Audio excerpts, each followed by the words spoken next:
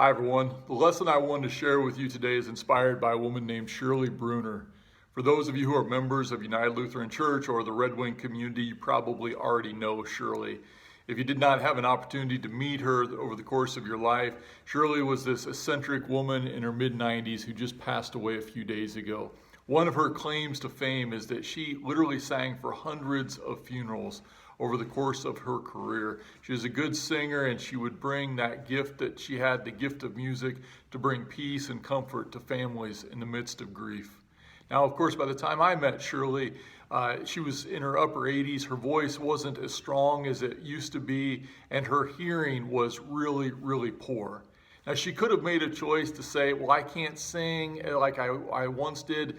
I don't hear like I once did. I'm just no longer going to participate. And yet she came to church every Sunday, every Wednesday, and she sang praises to God. And there was this beautiful moment a few years ago. It was one of my first summers here at United, and we had this small Wednesday night worship service. It was so small, we just turned to the congregation and said, we'll sing whatever you want to sing.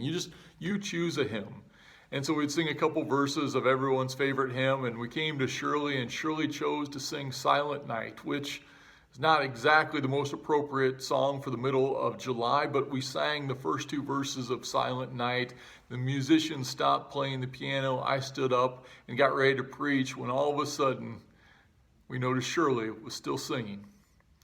Everyone else had closed their hymnals. Shirley had not noticed that people had stopped singing. She didn't notice that nobody was playing. She was still staring into the hymnal, and without music, she was singing the words to Silent Night. And people looked at me and smiled, and they wondered if I was going to cut her off, and they kind of looked at Shirley and wondered if she was going to notice that people were not singing, and a beautiful thing happened. It only took a second or two.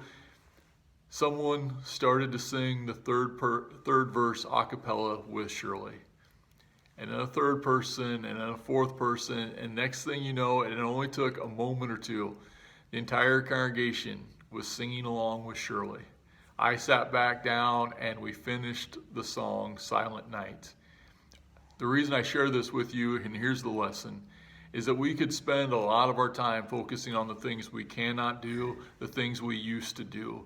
But instead, we bring the gifts that we have to offer in this day and in this time, and we do the best we possibly can, trusting that God can take what we have to offer this day and do something extraordinary with it.